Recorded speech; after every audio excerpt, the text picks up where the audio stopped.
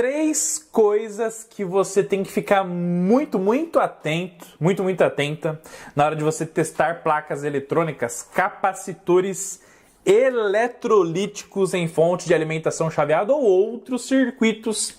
É isso que eu vou contar para vocês até o final desse vídeo, então olha só. Já crava o dedo no like, se inscreve no canal Eletrônica Fácil, mas tem uma coisa antes dessas três coisas muito importantes que você tem que fazer.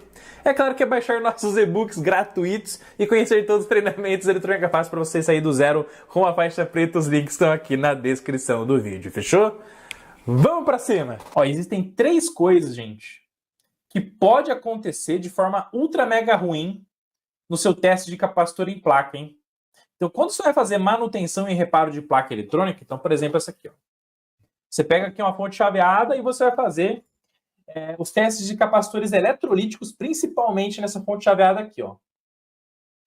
Tem três coisas ruins, horripilantes que pode acontecer se você não tomar os cuidados que eu vou falar agora para vocês, tá bom? Bom, a primeira delas é um choque brutal, tá? Quem aí já tomou choque na hora de pegar uma placa eletrônica e começar a fazer a manutenção? Anota aqui no campo de comentários, já tomei choque, crava o dedo no like, tá? E, gente, uma coisa que me traumatizou muito, cara, muito mesmo, logo no início, quando eu estava fazendo manutenção de placas eletrônicas, tá? Eu fui arrumar a TV do meu sogro, inclusive, e aí, ao segurar a placa eletrônica, o que eu fiz? Eu não tomei o cuidado de segurar na borda da placa, né? Você sempre deve segurar na borda da placa e nunca assim, ó. Se você segurar assim e você tocar nos dois terminais do capacitor da sua fonte de alimentação chaveada, com PFC ou sem PFC, no capacitor do link DC, que é logo depois da ponte retificadora, inclusive essa ponte retificadora aqui foi pro vinagre, né? Então esses capacitores aqui são do link DC, ó. O que acontece, gente? Esses capacitores aqui do link DC, da placa eletrônica, são os que armazenam a maior tensão, tipicamente, da fonte chaveada. E aí, imagina o seguinte, você alimenta aqui com 220 volts, vai retificar e vai filtrar. E aí, os capacitores aqui, ó, eles vão filtrar o pico da tensão. E aí, filtrando o pico da tensão, essa tensão bate 310 volts ou mais. E aí você vai fazer a manutenção dessa placa, você não usa luva, e aí você pega e segura assim, ó. O que acontece, gente? Esses 310 volts aí vão ser aplicados na sua mão e você vai tomar um choque brutal. E aí, às vezes, a gente negligencia a utilização dos EPIs, então luvas, óculos, né, entre outros, e aí uma luvas inibiria esse problema.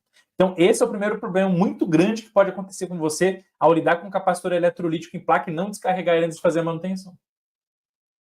O segundo problema é o seguinte. Tá vendo esse capacitor aqui? Esses capacitores aqui, ó. Ó, se você pega esses capacitores aqui e você fala assim, professor, eu vou medir a capacitância deles. Eu vou medir a capacitância deles com um multímetro na escala de medição de capacitor, na escala de capacímetro, né? Pessoal, se você pegar esses 300 e tantos volts aqui, ou mais, né? Tem circuitos que bate 400 volts. E você joga lá nas pontas do multímetro, na escala de medição de capacitância, existe uma chance muito grande de você queimar essa escala no seu aparelho de medição. Olha que louco isso. Então você vai tentar reparar, vai tentar arrumar uma placa eletrônica, e você pode queimar o seu instrumento de medição pelo fato de você não ter descarregado os capacitores previamente, antes de fazer a medição deles.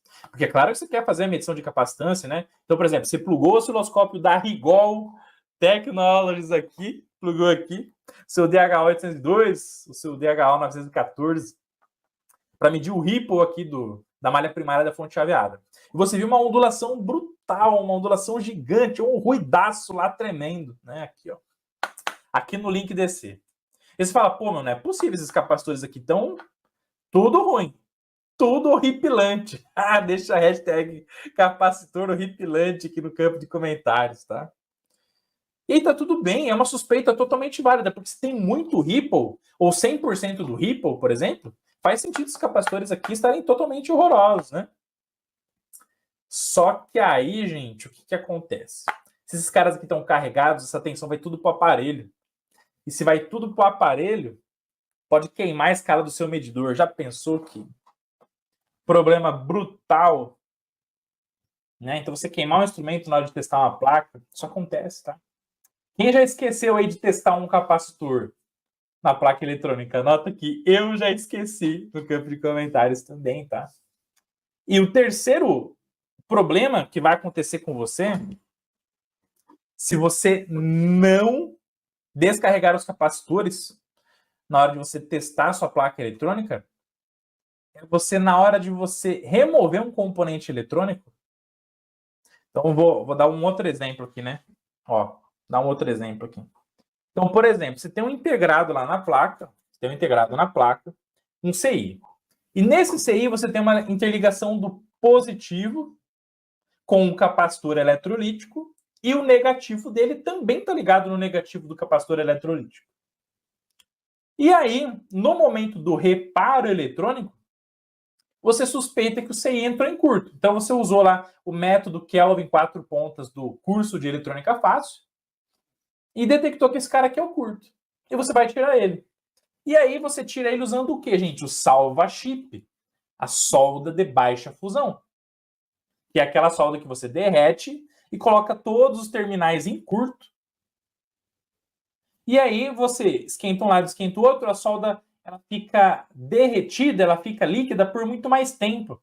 Por isso que é solda de baixa fusão. Quando você interliga todos os terminais de um lado, todos os terminais do outro, e junta essa solda de baixa fusão, quando você derrete ela, ela fica líquida por muito tempo. Cerca de 90 graus já é suficiente para derreter essa solda. Então, esquentou de um lado, esquentou do outro, a solda fica líquida, é só você pegar a sua pinça antistática, tira o componente e está tudo bem. E onde eu quero chegar com isso?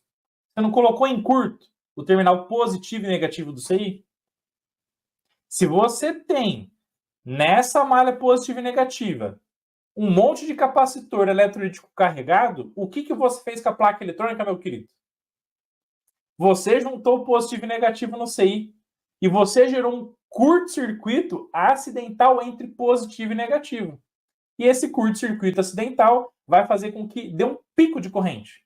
Toda descarga de capacitor dá um pico no momento da descarga, principalmente quando gera um curto. E essa corrente vai circular na placa, não vai?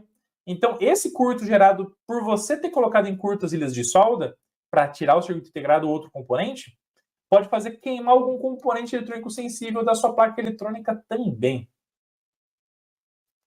Olha que louco. Então, são os 3 problemas que você pode ter se você não descarregar os capacitores do seu circuito quando você vai fazer o reparo deles. Olha só que conteúdo super importante, não é mesmo, pessoal? Crava o dedo no like, se inscreve no canal se você não é por aqui. Não esquece de baixar nossos livros gratuitos para você aprender eletrônica do zero com uma faixa preta, acessando aqui o nosso curso eletronicafácil.com.br. E também quiser fazer um treinamento para sair do zero rumo aos primeiros reparos de placa, vem comigo que você passa de ano. Vamos pra cima!